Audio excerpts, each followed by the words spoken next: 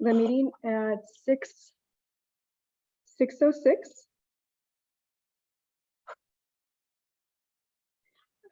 Ms. Dryden is absent. Mr. Sullivan, present. Dr. Canby is absent. Mrs. Hupp here. Dr. Ramirez. Present. Ms. Peterson, she will be absent as well. She will be online. Okay. Was Dr. Canby going to be online for the first part of this? No. Okay. And Mrs. Torres, present. All right, we have a quorum. Is there a motion for the adoption of the agenda? I move to adopt the agenda. I'll second. Any discussion? No discussion. All in favor? Aye. Motion carries 3-0, no opposition. All right. Do we have a public comment on closed session items? None. Okay, so at this time we'll move to closed session at 6:09 and we'll be returning in about 45 minutes. All right. We adjourn from closed session at 6:45 and we reconvene in public at 6:55. No action was taken in closed session. Is there a motion to approve the minutes? Do we do the official? Excuse me? All right, yeah, that's right. Stephen, why don't you go ahead and lead the Pledge of Allegiance? Please stand. Face the flag. Ready, begin.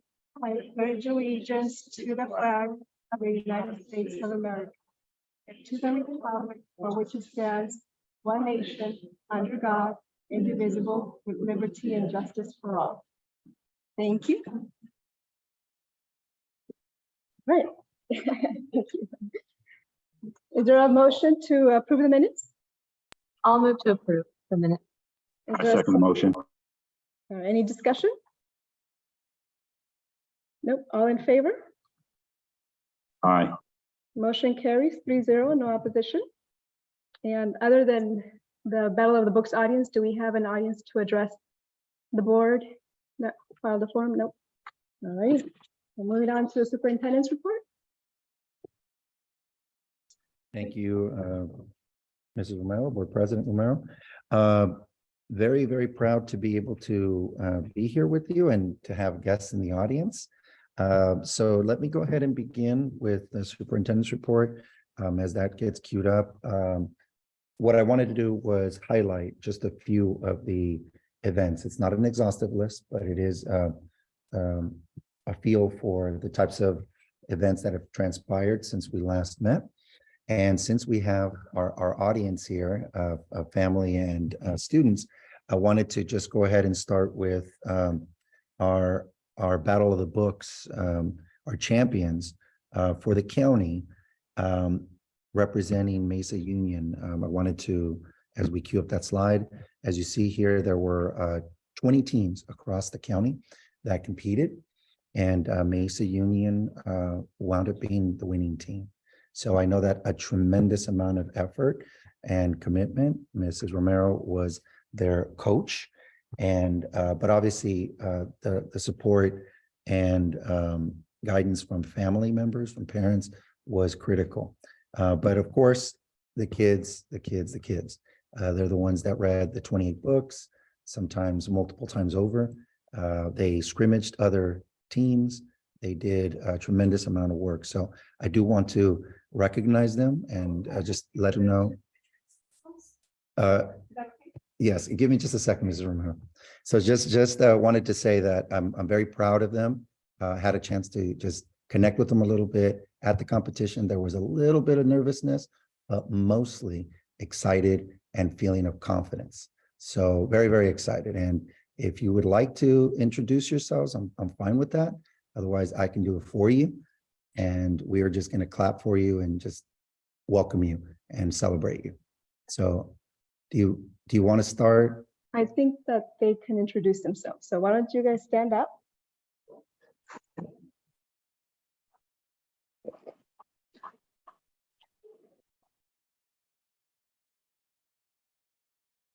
It is my honor to introduce the first victory in Ventura County Family League Champion. Good evening, my name is Romero, and the rest of my team, please introduce yourselves. Yes. My name is Pablo Blue. Good evening, my name is Jonathan. My name is Jonathan Bass. Good evening, my name is Dr. Marcus Sanders. This was the first year that the Ventura County Office of Education coordinated a battle books competition. 20 teams participated. In preparation for this event, as a team, we all read 20 books. We practiced weekdays, weekends, and we scrimmaged against other. The competition was made up of 2 rounds, and each round we were asked 3 questions.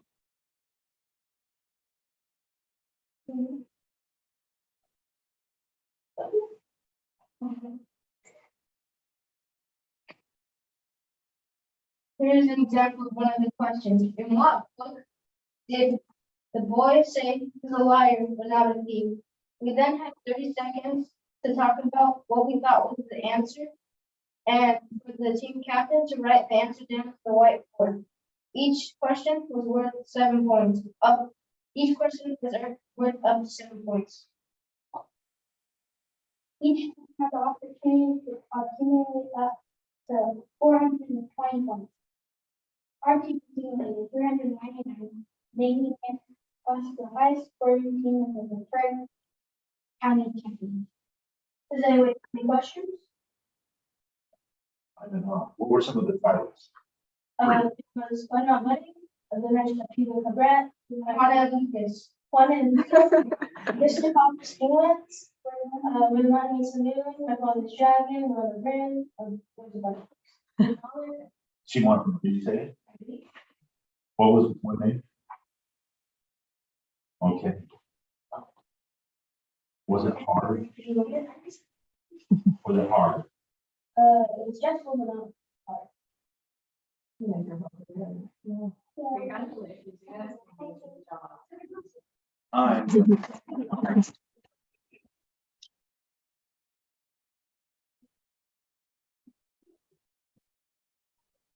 Excuse me first, and I'm going to kind of shake your hand. Say thank you for representing Mason Union School so well. I appreciate it very, very much. Thank you. You guys are awesome.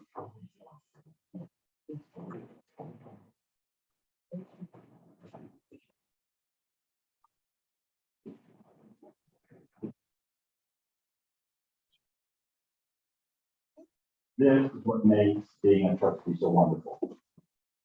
Is students you excel, take on challenges, and represent the school so well. Thank you so much.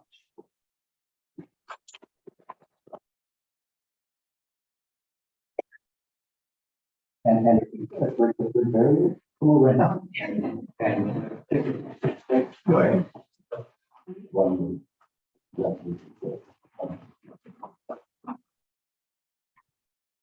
why don't you guys get this done?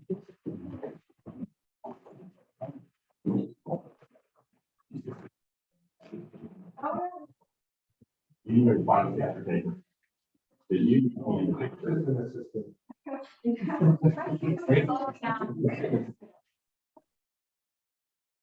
One, two, three.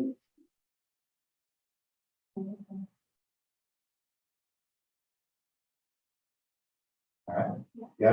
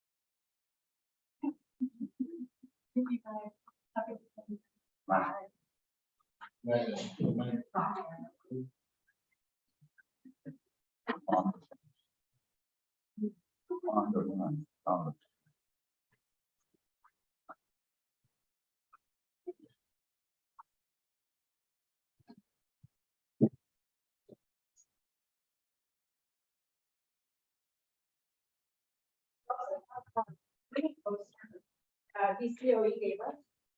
Steven was supposed to bring it. We forgot it. But it is the winning poster and the poster that gives us the bragging rights. Oh, it's very nice. Yeah. We'll have to find a place to put it. Yeah, maybe Well, there's that. We also have this trophy case from First Lego League. I don't know if there's a place, this is pretty full just from First Lego League. But I don't know if there's another place where we can display these. Yeah, we've been, to the best of our abilities, put them in the front office, just on the display, on the front counters. But we're running out of space, because of athletics and a bunch of other accolades accumulated. The display cases are great, but there's not a lot of foot traffic. So Yeah, we're trying to find a way to, put it more prominent. a couple of parents did mention if the trophies could be displayed somewhere where people can see them. Yeah, we have them up in the front. That's where we have several displays. So they are in the front office, but obviously we're gonna have to think. Yeah. And the good thing about those trophies is that they're recent, 2022 trophies. So, yeah. All righty.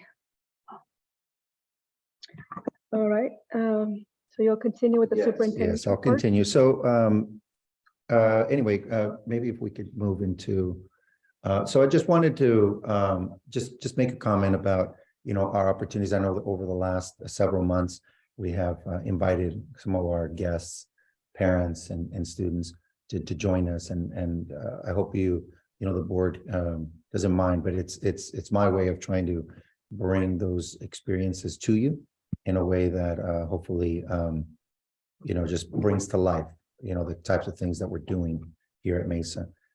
So here we have, just to very quickly, open house. It was a great opportunity that happened back in late April. And I really want to focus on the demonstrations of learning. It created an opportunity for classrooms, teachers to be able to showcase the learning that has happened to date.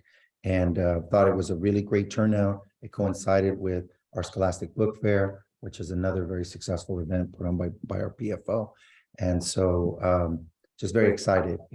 Some of these pictures are just pictures that we took that just give you a snapshot into how that event took place. Next slide, please. I also wanted to highlight our CSUCI 8th grade college trip. That happened on Friday, May 5th.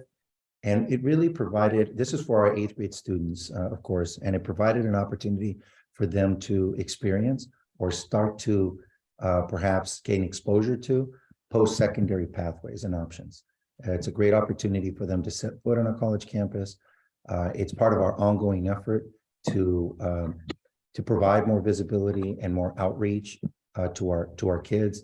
And with CSUCI being in our own backyard, it just really does provide another option for our kids who may be interested in staying locally or who may be interested in pursuing a particular major or career that that would be well served at CSUCI. So during the trip, which was for about a little bit over half the day, they got a tour of the campus. They received a presentation around what college applications would look like and what high school would look like and what they should be on the lookout for, as well as financial aid. It's a great opportunity for them to hear that that financial aid is available and that it's certainly a step that they should strongly consider. Okay, quick question before you move on. Yes. With regards to financial aid, Mhm. I'm grateful we did this trip. It's an important trip. And we have a small enough cohort to say we know everybody individually. Mhm. And that I hope that the message was that they got out, especially on the financial aid pieces, that, you know, regardless of the financial background of the family, that college or university stuff should not be saying I cannot afford. And I hope that was a message that these kids walked away with. That was, yes. That they'll be more open to the idea that I can do. Yeah, that was the intended goal. And certainly that's how I felt it was presented. I didn't attend the entire time, but I did see that presentation and the lunch thereafter. But in effect, it was a presentation that was put forward by students. And so they heard from people closer in age to them that were actually living out that experience.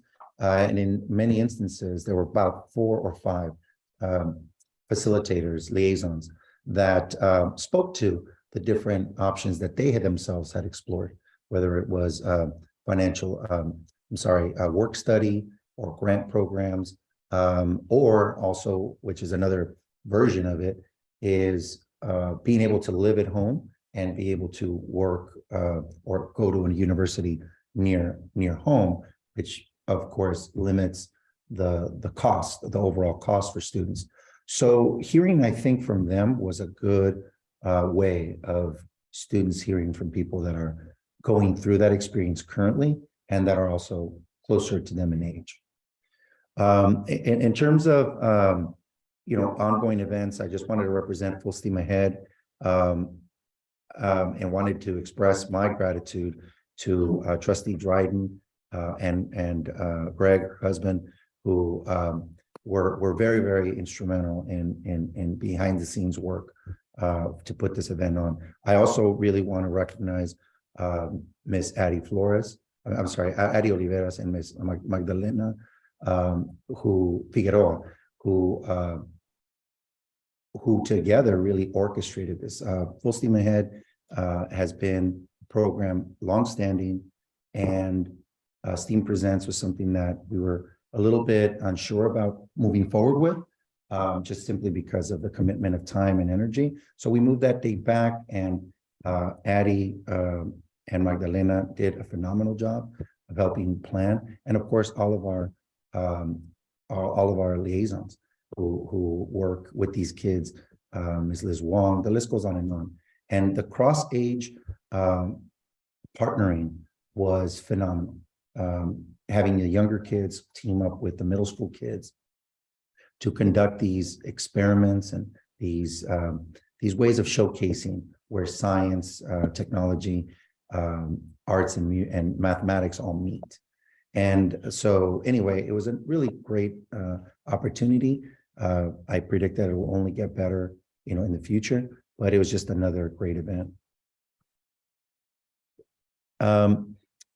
I also, just in terms of learning and engagement, I wanted to just sunshine that we are going to be offering summer learning this summer. So right as we conclude the year, we'll be pivoting our attention to summer. And one of the things that I wanted to really highlight is that we have a new partnership in development with Ventura County Office of Ed. They have a lab called, they call it the LMNOP, but it stands for Learning Makes New Opportunities Possible. And it is a partnership a lab that was developed for the purpose of onboarding and bringing in students and working with districts and community to be able to work through that program. It started last year with our partner school here down the road, SOMAS, and they launched it last summer. In my outreach to the county office, they very quickly agreed to work with us. And we have 2 weeks booked up where our students will spend really the entire week participating in that lab. And we're going to start with our middle school students and work our way down into the upper grade with those cohorts, because we also know that for students themselves,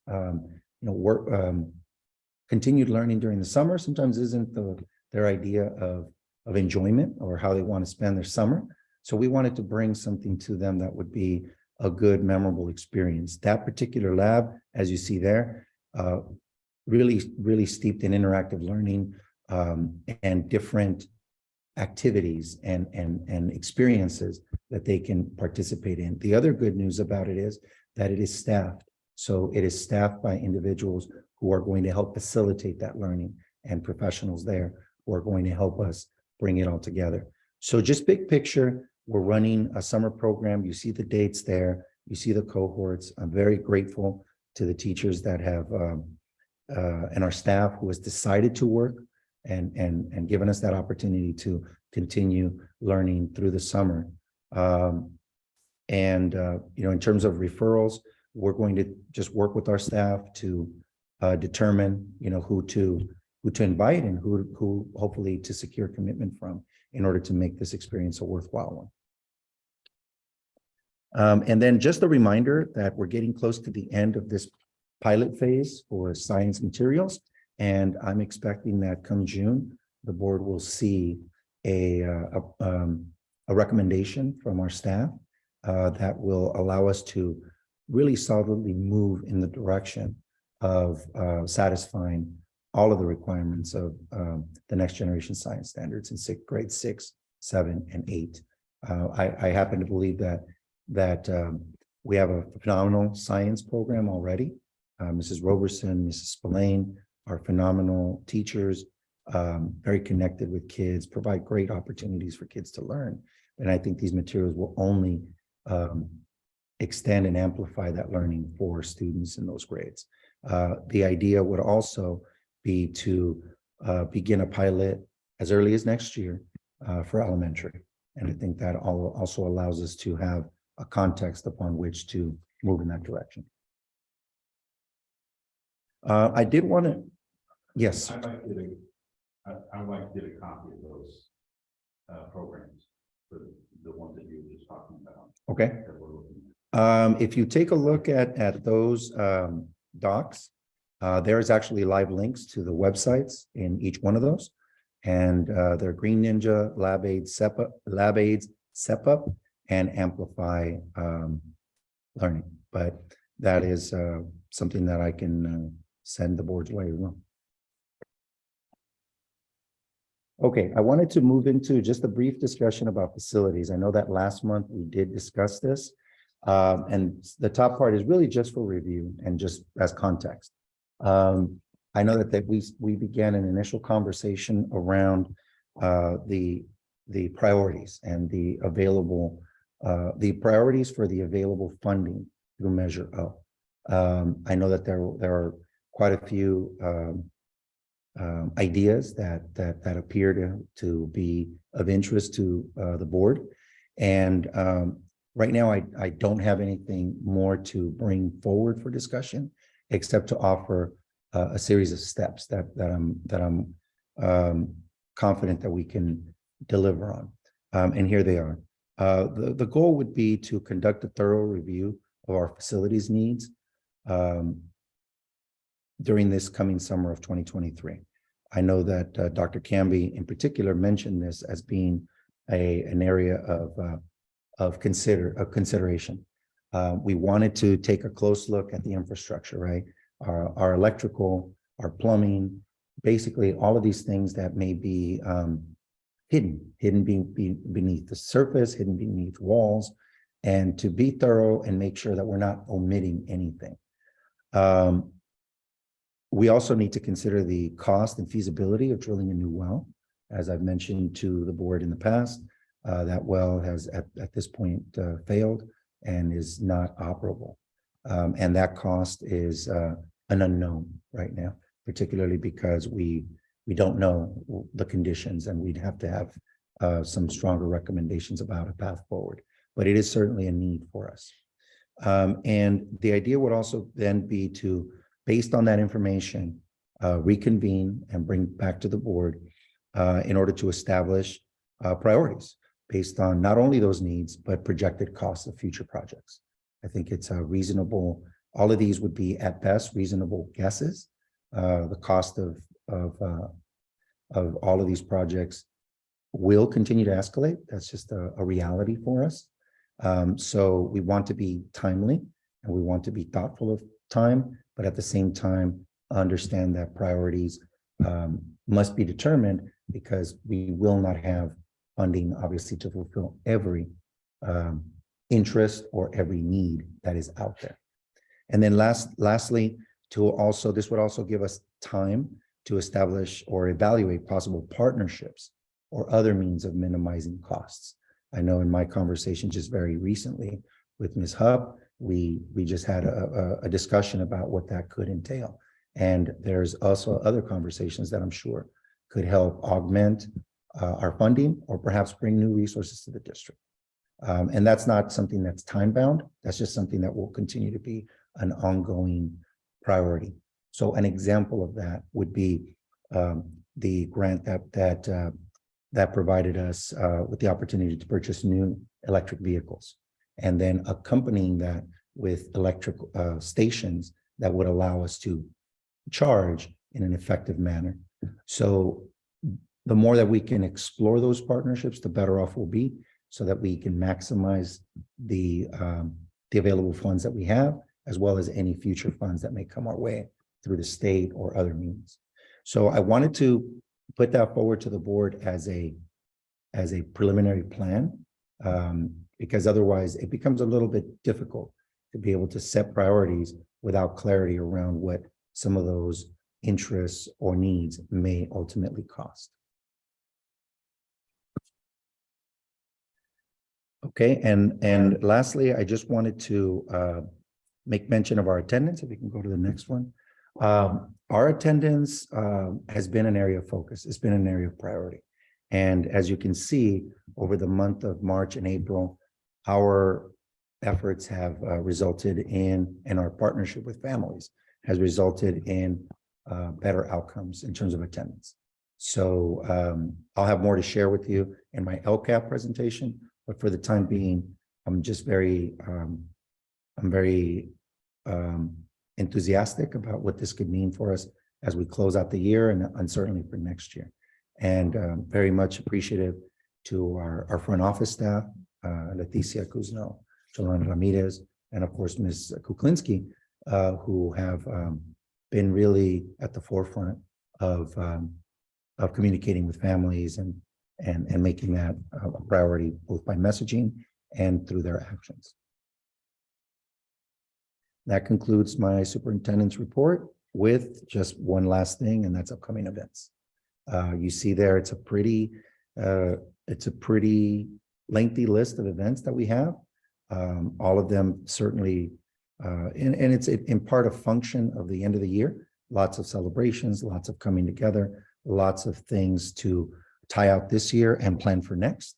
So, we'll have a busy end of the year, and I'm hoping that if the board or any trustees wish to be a part of that, you please do so, particularly for promotion, which is beginning at 4 o'clock on Friday, June 16th.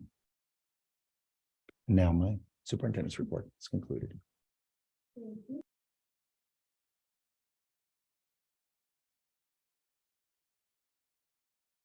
Open house are one of my favorite events. So I will be there. And with regards to the well, I know Ms. Hub had mentioned that there may be a grant or some type of fund that we could apply to that would allow us to repair it? So I relayed to Dr. Ramirez that I got in touch with somebody at the county who's used to be a board member at First School, but now they're in charge of the water district, and now I've given Dr. Ramirez their contact information so they can be in touch with all the different kinds of grants and opportunities that we might be able to be afforded for offsetting the price of the well and what needs to be done. So I'll pass that on. So hopefully, knock on wood, we can get some. Yeah, and thank you, Ms. Hupp. We had an opportunity to meet here on campus, and that was one of the things that we discussed, and that's, I think, in part what I was alluding to earlier about some possible partnerships that may exist out there, and those can come from our own community or community, extended community as well. I have a quick question. I'll plan on coming to promotion, but I'm getting foggy, I guess. Is there anything that we're supposed to be signing in the way of certificates? That's something that we typically do at this board meeting while the whole board meeting is going on. We're signing certificates. Is there anything being handed out? There are certificates, and we'll turn our attention to that. Yeah, the board of trustees used to all sign them. Okay.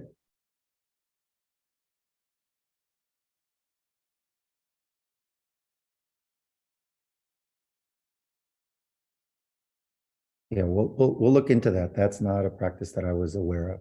And it's actually, to be completely candid, not one that we've undertaken in the last several years that I've been here. And it's typically, from everything that I've seen, is the superintendent and principal that have signed. So if there's a change in that, we won't be able to do it for this promotion, but we would for future ones. So something to consider. Well, it's something that we've done in the past for years and years. It was a tradition. I don't know where it was lost. But like this group that came in tonight, we want our students to know that the board is backing them on an individual basis. It's not so large, and we would just sit here, we would pass these certificates along and everybody would sign them. And we're happy to do so. It takes a little bit of planning. But I think it's important for the students to know that they have leadership that's looking out for their best interests. And I understand the principal and superintendent, but I think we can manage getting recognition from the board of trustees as well, to say, well done and Godspeed to your next adventure in high school.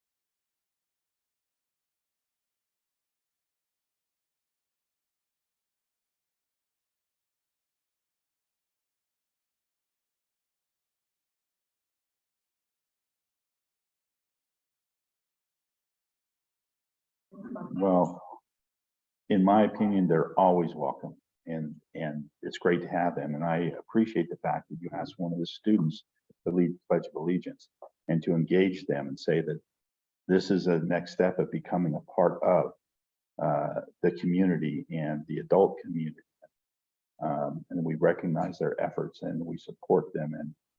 And because usually we're kind of blind to them, they don't see us because we're not ever present. And that's one of the nice things about this board, generally speaking, is that, you know, we have children that are in the school, and so they're seeing us and around. Most schools don't have that, and that's what makes Mesa unique, is that school board members or trustees are here to recognize them on a regular basis.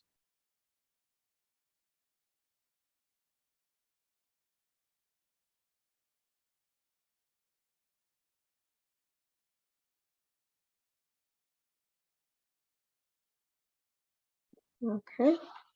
It's moving on to board members' reports and communications. Any correspondence from the board?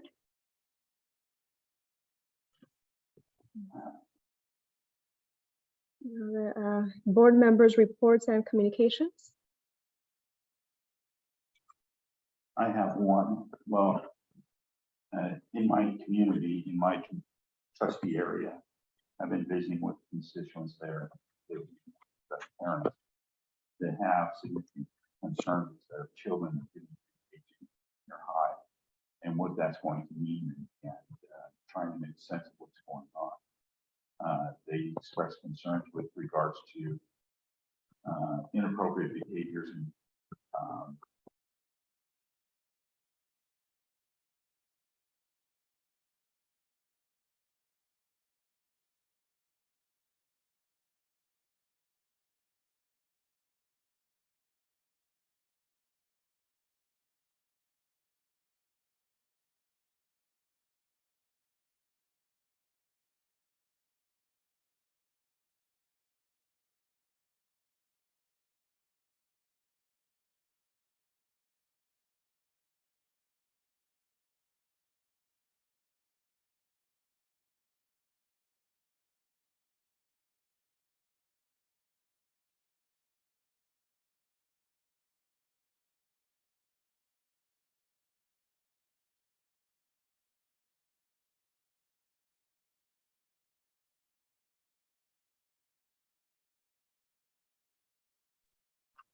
All right. Thank you, Mr. Sullivan, for that. You know, I do have one interest that I would like to share. I think that VCOE has recently begun to have more competitions, and I would like for Mesa Union to be more involved in those competitions. And we have with the science fair and mock trial battle of the books, but there are others. There's one that's going to happen tomorrow. In fact, it's a performing arts and gallery exposition at VCOE. And I'm not too sure how schools, if schools individually got invited to participate, or if it's something that schools have to actually reach out and look for it. But I happened to run into it, and I was able to submit a drawing that Olivia, my daughter, did to VCOE, and it's going to be exposed, displayed tomorrow. And the topic this year is what does culture mean to you? And there's going to be a variety of different arts from across the county. But anyways, my point is that I would like for the school to be more in tune to what VCOE has to offer in terms of competitions, and for us to be a little bit more involved in the areas that we're not already involved. Anything further? well, along those lines, I support what you're saying. There was a program that we were heavily involved with prior to that. It was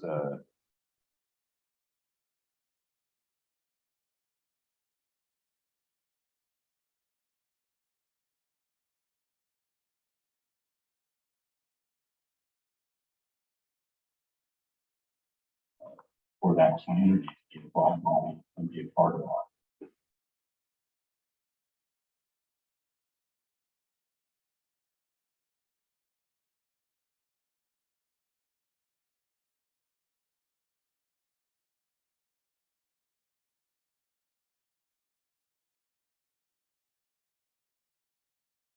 They have a good sports program we're involved in.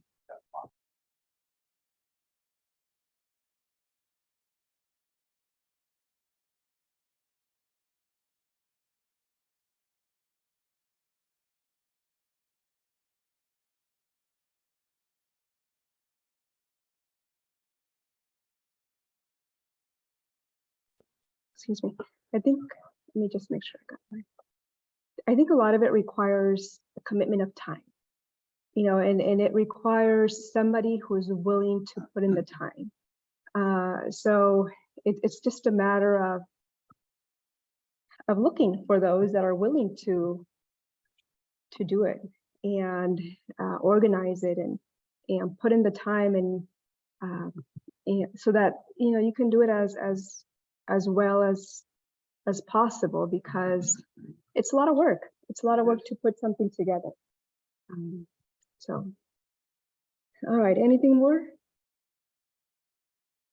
Do we have a motion to approve the consent agenda?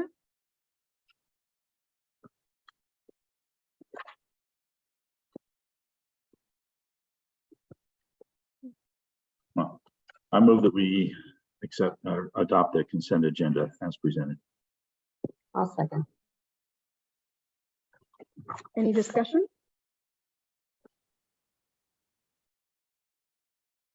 No discussion? All in favor? Aye. Motion carries 3-0, no opposition.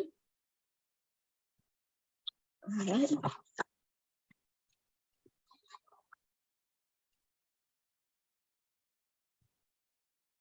Is there a motion?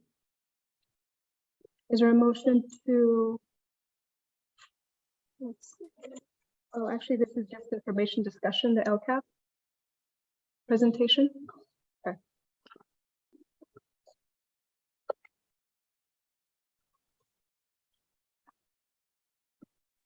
Okay, thank you once again. I wanted to provide just another update to where things stand as far as the LCAP is concerned. Let me just look at my notes. So the first few slides are just really intended to provide some background, things that we've reviewed before, 3-year plan, and we are in the 3rd year of that 3-year plan. Now, just the only comment that I'll make to that is that I was having this discussion very recently with our, we have a liaison with the county office who works with us on finalizing this plan and working through the process. And one of the things that we were just discussing was that, you know, some of these things do take time to be able to build out, take time to hire and be able to iterate in a way that makes sense.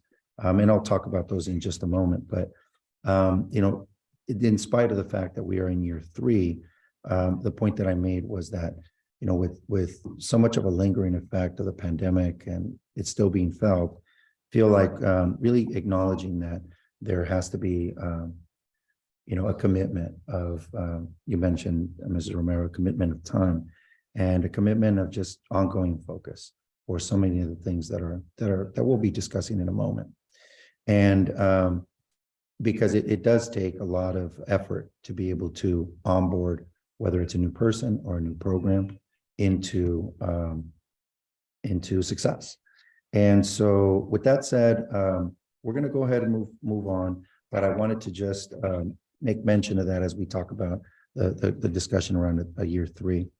The next slide that I just wanted to spend a little moment on is the idea of coherence and organization. That is something that can be elusive, and it's very difficult to maintain. But the way that I actually presented this slide at the Ventura County School Boards Association, it was very similar to discussions that were being had by other districts. And in effect, what it does is it talks about organizing a system and really organizing around learning. And the idea would be that, you know, every member of our team, of our district, employees in particular, and this is more of an internal document, should see themselves represented as playing a pivotal role in what we're doing to aid and promote learning. And so what you see there is obviously the governance team, the board of trustees and superintendent, our school leadership team, which is something that a team that is comprised of representatives from across grade levels, and having them have a voice and input on the way in which decisions are carried out. And then trickling down into our professional learning communities. Those are teacher teams at the grade level or within a grade level span, setting supports for students, delivering curriculum, delivering instruction that's quality, and that is really reflective of the needs of students, that promotes and challenges students, but at the same time supports them in areas where there might still be gaps. And then lastly, what is the evidence of learning? What is the evidence that students are attaining and accomplishing, the type of learning that we want to see? And as you see there, it's cyclical. It's something that as we progress and as we move forward, that it would be good just to keep in mind as context. So I just share that with you because it promotes the next slide, which is there are many different disparate parts. And increasingly, what I view as the foundation or the connective tissue is grounding ourselves in the types of outcomes that we want to see for students. The board has seen this many, many times, but I think those competencies that you see represented in the middle part, like creating problem solvers and skilled collaborators, global citizens, and so on, are really the type of learner that we want to have leave us at the end of 8th grade so that they are ready for high school and of course the world of work or the world of post-secondary. But in order to do that, we really need to tie many, many threads together, sometimes threads that are disparate one from the other. So these are just some representations of the types of plans and ideas that need to come together in a meaningful way, because it can be very, very, and it is very, very, very overwhelming sometimes to be able to compete with so many priorities. So I represent that here only because this is what we're aiming to promote, aiming to focus on, and trying to be very specific around how we do our work. So with that said, I just wanted to go into this part of the annual update by reviewing goals, and we're going to go right down to slide 13 and 14. We've already we've been getting feedback from through different means, from our parents, from our families, from our students, and obviously bringing them all back here to the board, as well as board discussions that influence. So I wanted to just represent that since we last met, I've met now twice with an LCAP Parent Family Community Advisory Committee. These are folks that it's more a conversation and really focusing on their opinions, their beliefs about the work that we're doing and what we have in store for the future. And they've been really excellent at giving us feedback from their lived experience. So I just want to go to the next slide, which identifies some major themes and major trends that we see. They're broken up into academic and behavioral, but they really represent kind of a snapshot of where we are at this point in the year. You'll see there on the academic that every grade span has established a goal, area of focus that we're working through. You'll see that writing is kind of is becoming a through line in many ways. It didn't start that way, but it's something that people, our staff, our teachers, are identifying as a way of seeing student progress. As a matter of fact, in my latest visit with Ms. Hub, she saw some of the samples of writing that our youngest kids, our TKK, were putting forward. And just so you know, it's starting really from our youngest grades and working its way through.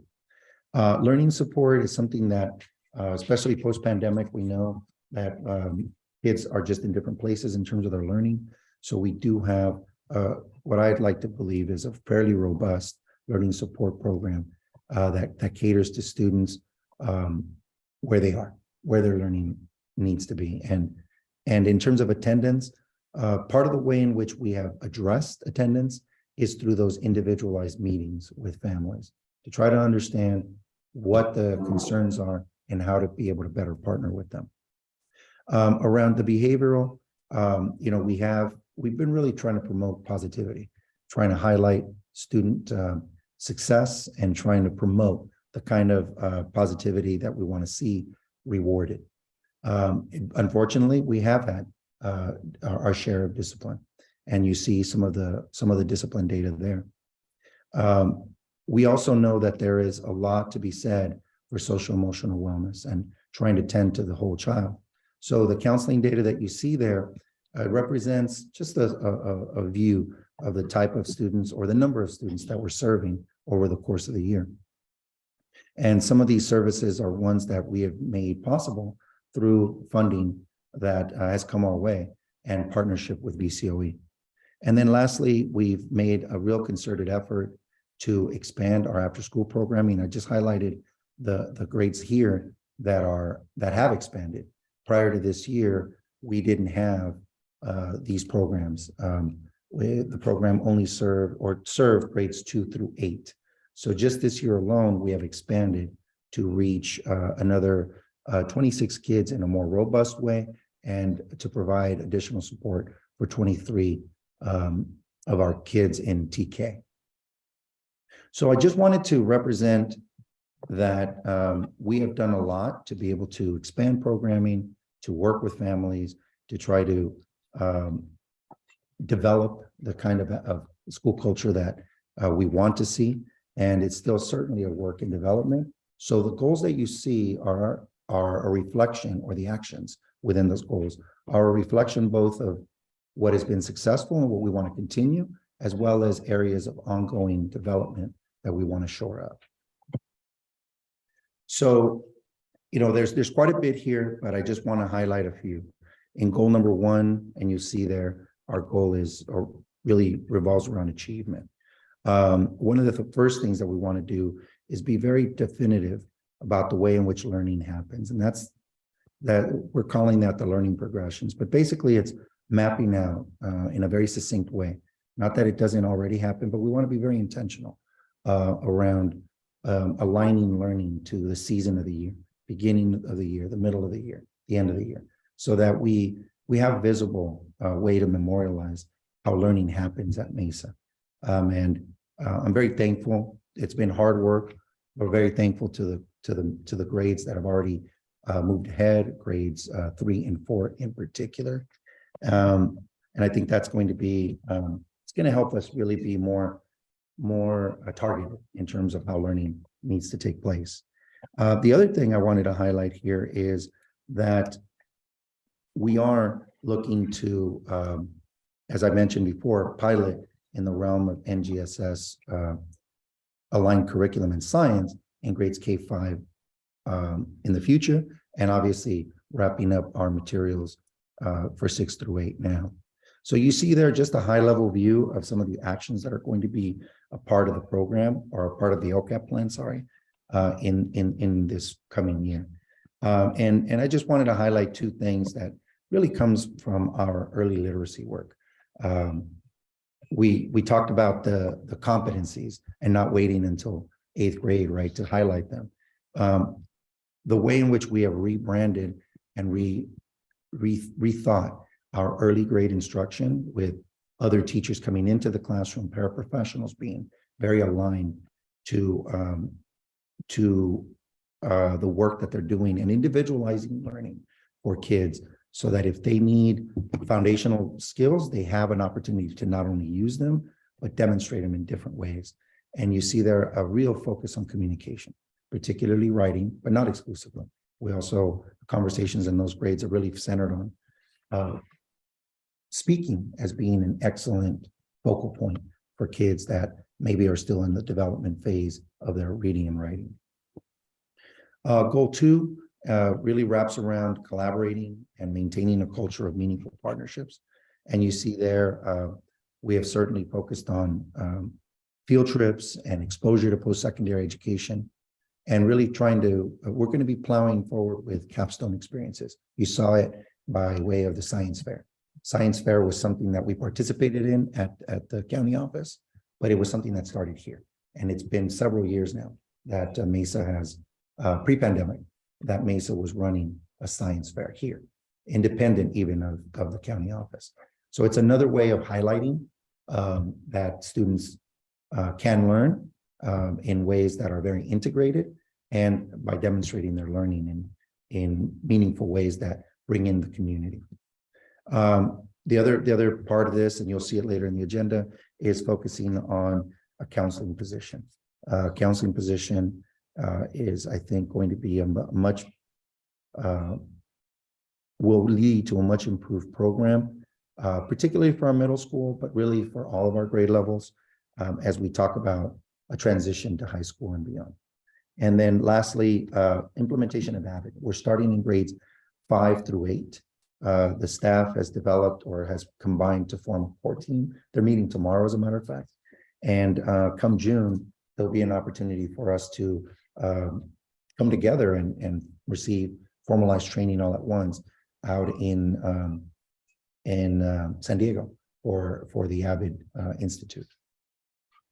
Goal number 3 really focuses on social emotional. We plan to continue with a partnership with VCOE around counseling and around a psychologist position. That's something that will hopefully benefit and will continue to benefit our students. We are also looking to implement our social emotional curriculum and obviously begin our own school counseling program through the hiring of a counselor.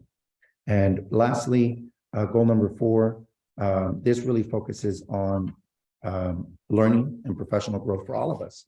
That Avid program is something that I sense and I hear a lot of excitement for from our staff. And I think that's really going to help us develop the mindsets and the skill sets for college preparation or the world of work for that matter from our students. So just to conclude, we plan on continuing to implement the LCAP through the end of the year and to make adjustments to our services and our goals and our actions as we come into the new year.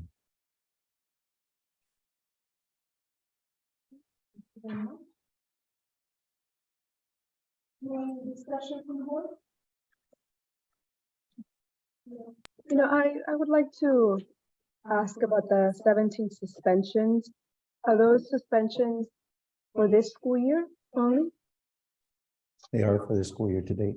And can you categorize, which suspensions related to what type of incidents and which ones related to other types of incidents? Like how many of the 17 involved, for example, a physical fight? There are several that unfortunately have been brought about by a range. I don't have a breakdown for you at this moment, but there's been a combination. Whenever we can avoid a suspension and it's reasonable to avoid it, then we certainly try to do that. We try to work with the students, try to work with the families, try to provide other forms of corrective discipline. But unfortunately, there are instances where that is something that is an action that is almost inevitable. You mentioned a case of physical altercation or for our setting, something that closely resembles that. There are several of these that unfortunately stem from that. And the work of that is always in trying to reflect on what we could have done differently in the lead up to an unfortunate event, as well as how we continue to work with families and students after that, because unfortunately emotions do linger and sometimes it takes some time to get to a resolution. That's not exclusively the rundown of those 17 instances. There are other things involving online behavior, behavior of between students pertaining to technology, right? And there are other instances where students may run afoul of expectations really on campus.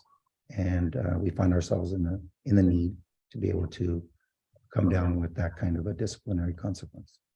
I have a quick question about that. Is that total suspension? Does that include both in-house and out combined? And it's not just totally they're expelled from the campus, but some of those they're in-house where they're still coming to campus. Yes, sir. That is correct. So you can be suspended from the classroom, but come to campus and be at a different class or like in a different room. Correct. That's considered in-school suspension.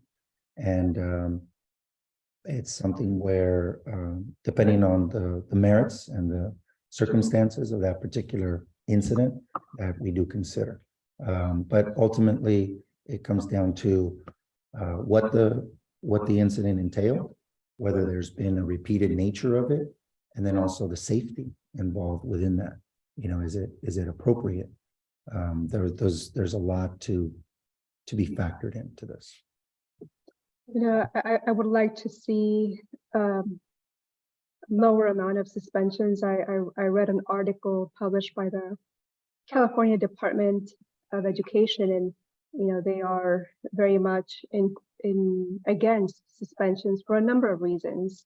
There's a strong connection between kids being suspended and that leading up to the judicial system. And you're almost like setting them up for that type of lifestyle. So, there's so many other options that could be had other than a suspension. And I think a lot of them are just talking to the kids, talking to the parents, and trying to avoid a suspension from the school. And I know that the physical fights sometimes, or even, I don't know if there's drugs or weapons, but I would like for suspensions to really be a last resort after a number of other alternatives have been attended to. Do we have a detention program? We do. And here's what I'll tell you that I think will address both of these. I actually fundamentally agree with the stance that I'll just share my thoughts, that the school to prison pipeline is real, that it is unfortunately marginalizing people who have maybe historically been marginalized. And my responsibility as an administrator is to balance always the needs and responsibilities and the rights of one for the feeling of overall safety for all. It is a very, very, very difficult balance to strike, extremely difficult. Unfortunately, perception is real. And what I mean by that is people's parents, families' impressions of whether things are being handled appropriately or not. I'm always bound by privacy, which makes it very difficult to be able to defend a decision. So it's a dynamic situation. We do find other means, including whether it's some version of detention being served even during the school day, by way of withholding a recess or a lunch or some other redemptive opportunity. But being able to maintain all that is in and of itself a challenge and a task. And one of the reasons that I do believe that an academic counselor or a school counselor can help in this endeavor is by providing a person with a different skill set, a different function to help students be able to resolve conflicts amongst and with each other. But it's not easy. And unfortunately, sometimes we find ourselves with this much I can tell you, it has been a last resort. And even with that, we've experienced our share of unfortunate incidents that, in my professional judgment, based on looking at all the evidence, do merit. And so it's something that I wish to improve upon and something that I'll commit to improve upon. And that's in part, at least in part, why the counseling position becomes an imperative. Thank you. I don't believe that the presentation touched upon CASP at all. Are we going to talk about CASP at all? Yes, actually, CASP is actually in progress. CASP began today for us. It's the season, if you will, began really in the month of May for many districts. So for us, we have our CASP schedule. Students started today in grades 3 through 8 with the adaptive, computer adaptive. And we're going to work our way through ELA this week, math next, finishing up with science. And so by the end of the month, we will be done with our CASP cycle for all students grades 3 through 8. I was looking at some practice performance or English language arts and performance for CASP. How much of the practice did the kids get prior to entering into today? Yeah, quite a bit. Quite a bit. The ones that probably require it the most, that's maybe not the easiest way to say it, but are our third graders, because it is a completely new experience. They've never experienced that before. So our third grade teachers, as a matter of fact, just a week ago or 2 weeks ago, we were having this discussion around how to introduce it over the course of the year, bit by bit, right? Into the functionality of it, into the type of questions that they'll see. And so that's just an example of the type of work that the teachers have done to try to prepare students for that. But obviously the interface is one thing, but dealing with the complexity of what some of the questions may ask, that's quite another. That's something that does take a lot of practice and a lot of learning, really, to be able to accomplish. So what I would say is, to the practice of the actual practice or practice-like tests, there's quite a bit that happens over the course of the entire year. Not all. For third graders. No, for all grades. So the same amount of attention of practicing applies to fourth, fifth, and beyond. Yes, I mean, I'm not going to go as far as to say that it happens in the exact same way, but we do have, for example, interim assessment blocks, which look and feel very similar to those assessments. Mhm. So students are exposed to them over the course of the entire school year. You know, I just, as a mom, I was not sure if Stephen was at all had any practice. So this morning I did a review. I printed one out, and you know, it's pretty extensive, right? These like stories that they have to read, they're pretty extensive, and the questions are, you know, you got to really pay attention to the wording. You know, what is the best, you know, the best. So, you know, one of the things that I told Stephen this morning, you know, read the words of the question. Is it saying the best? So all of them are going to be pretty accurate, but there's two that are the best. And I think that, you know, pointing that out to kids would really help them achieve higher. So that was just one example. And, you know, he took it this morning. Fortunately, he got them all correct. But you know, and tomorrow I think there's a performance with this writing. And I printed this out to give to him, and I told him, this is, you know, if you, the max that you can get is 4 points. And for you to get 4 points, this is how you have to write. So before my husband left, I told him, make sure he reviews this. So, you know, I don't know, it wasn't communicated to me, this. I had to go online and print it out and give it to him so that he understands how he needs to write to get a 4 as opposed to a 1. So, I mean, I don't know to what extent fifth graders at least were given this information.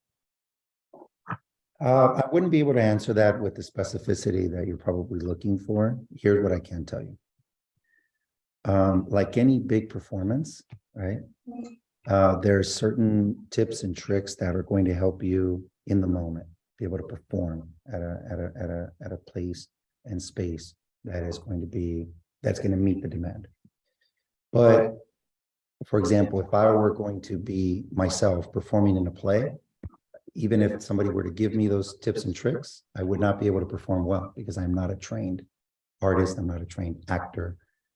So this leads me to the point that I was making in the presentation around the LCAP. Part of this has to be an ongoing learning experience for kids, and that's the focal point for us as a staff, is to be able to match the rigors on an everyday basis or on a frequent basis, let's put it that way, of what that assessment will ultimately ask.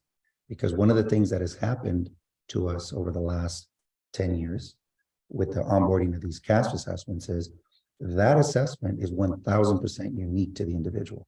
There are so many items in the bank that they will not repeat, or it's very unlikely. No, I understand that, but this is a general, this is very No, general. understood.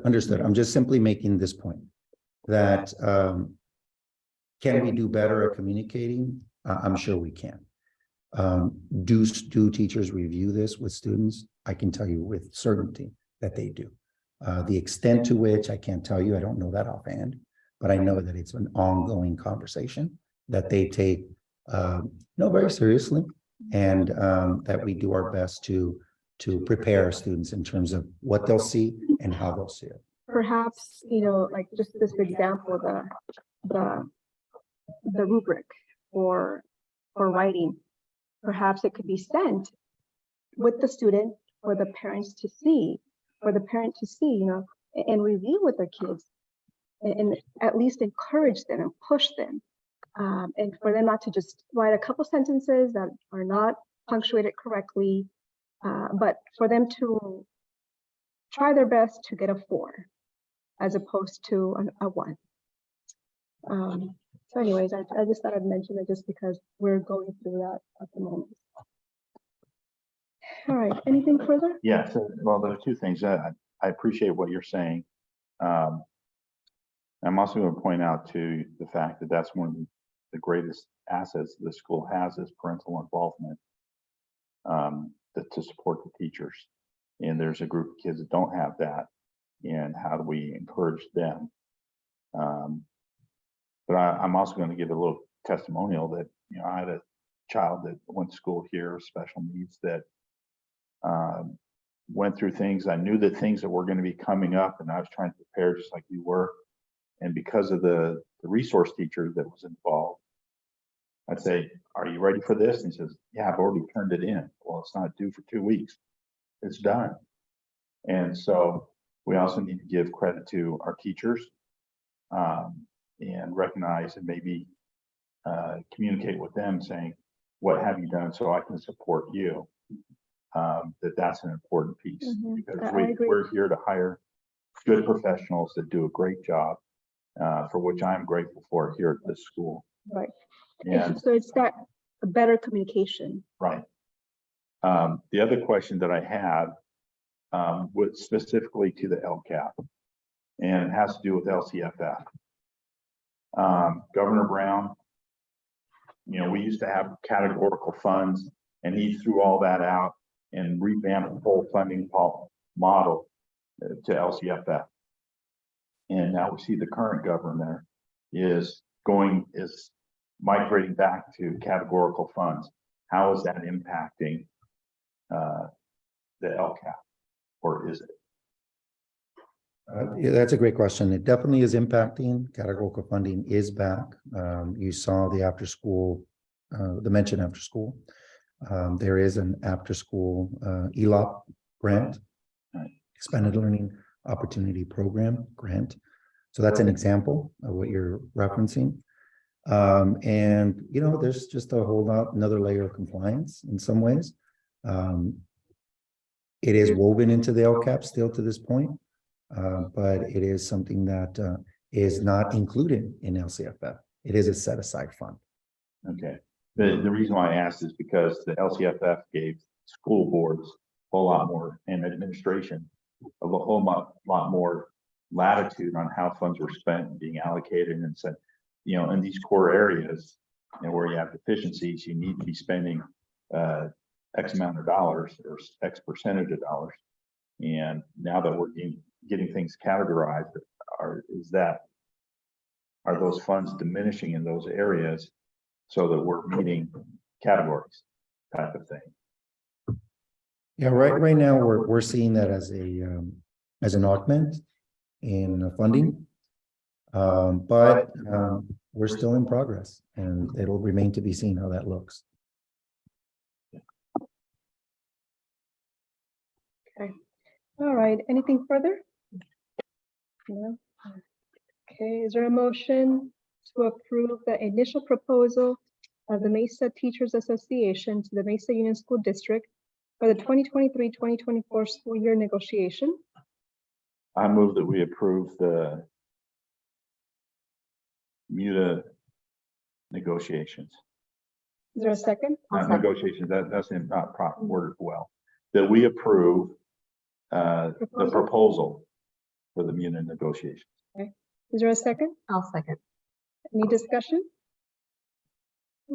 No discussion? All in favor? All right. Motion carries 3-0, no opposition. Is there a motion for the consideration of adoption of the 2023-2024 Mesa Union School District classified holiday calendar? I so move. Second. Okay, any discussion? Actually, I have a question.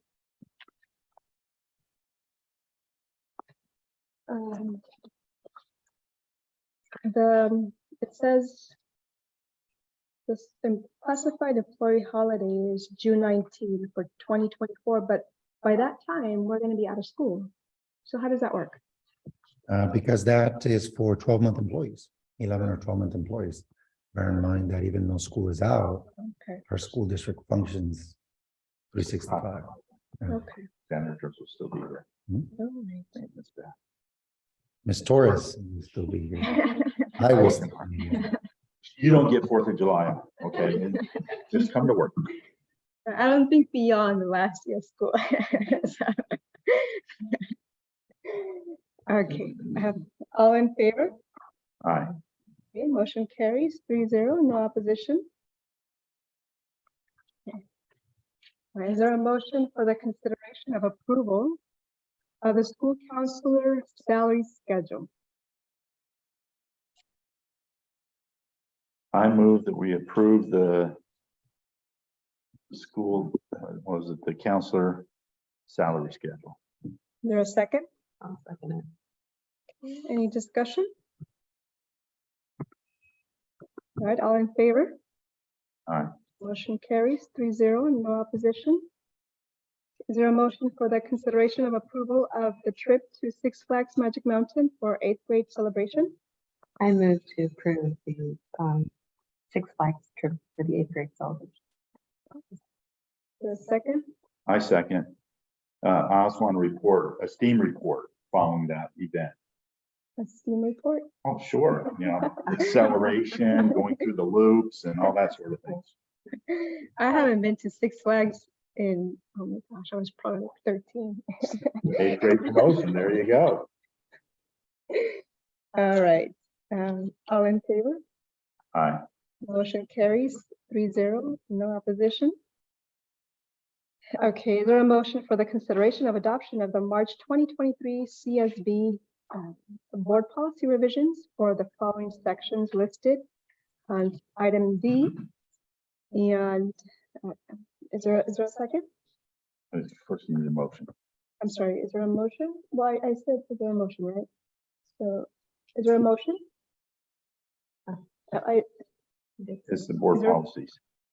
Is there any approval of the CSBA board policy? I move that we adopt the CSBA board policy and revisions as presented or amended. All right, is there a second? I'll second it. Any discussion? I took a look at him. And I did take a look at BP 6177. And I have a question. I know your recommendation is for us to not be required to offer summer school.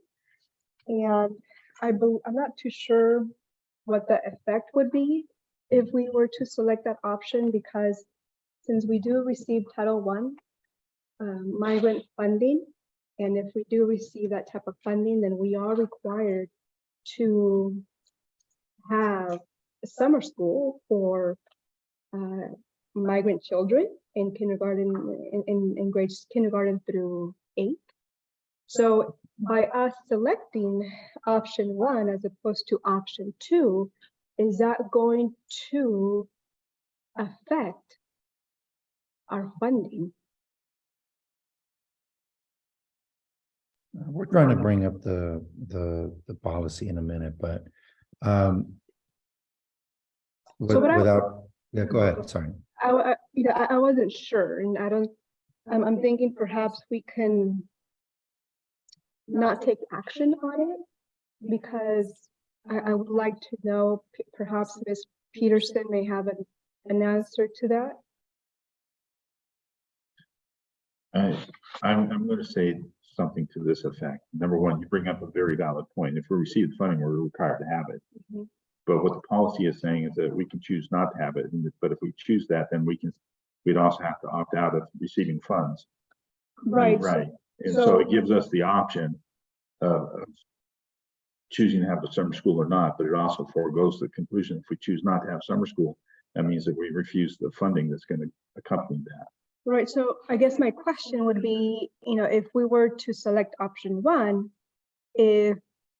how is that going to affect us, if any, in receiving future funding for the next school year? Yeah, we don't actually receive, we have a partnership around the migrant program, but we don't receive Title I migrant, Title I, we're a Title I school-wide program. So the idea behind that, and I know Ms. Peterson is here, so maybe she can elaborate on that. There's several types of Title I funding. The type of Title I funding is Part A, and there's not a summer school component requirement associated with the Title I we receive.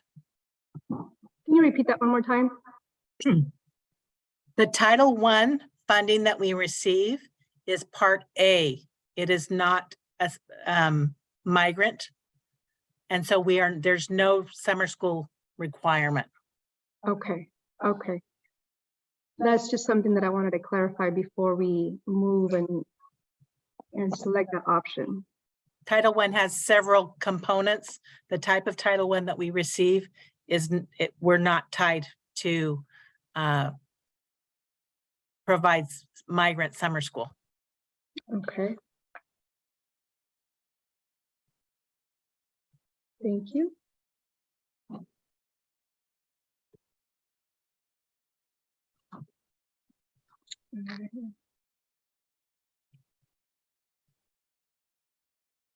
With regards to summer school, do we prioritize who attends summer school? Obviously we have some subgroups that need it, that are at risk, and some and some perhaps just want to come to summer school because they want to find a place to be. Do we have the type of students that want to come to summer school because their parents want them to come to summer school, or not?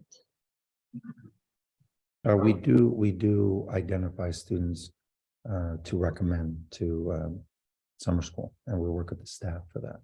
Ultimately, we do solicit a commitment from the parents, but and answer your question, we do target and specify students who we think would be best served by summer school.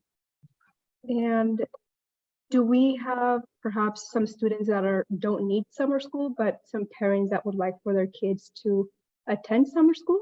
That does happen, and wherever we can accommodate, we do.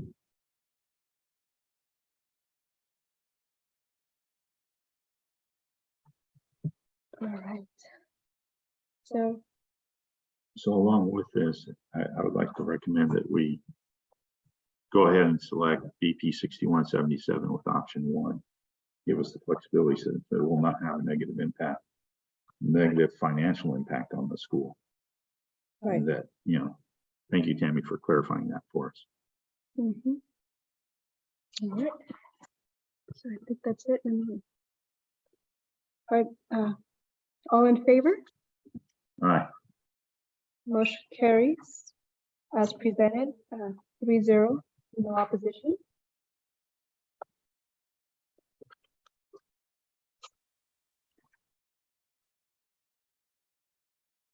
Is there a motion for the consideration of approval of the hiring of Alexandria Sosa as school counselor? I move that we approve the hiring of Alexandria Sosa as school counselor. I'll second it. Is there a discussion? Nope. All in favor? Aye. Motion carries 3-0. No opposition. Is there a motion for the consideration of approval of hiring the following certificated and classified staff for the 2023-2024 school year. Cynthia Martinez, Jessica Ballesteros, Lana Hijas, Alejandra Cabrera, is that Cabrera or Cabrera? I wanted to just make a quick amendation to this this one and remove Miss Lana Hijas. Okay. So just. Let me go ahead and, So there's three. There would be three total. It would be Mrs. Cynthia Martinez, Mrs. Jessica Ballesteros, and Miss Alejandra Cabrera. Cabrera.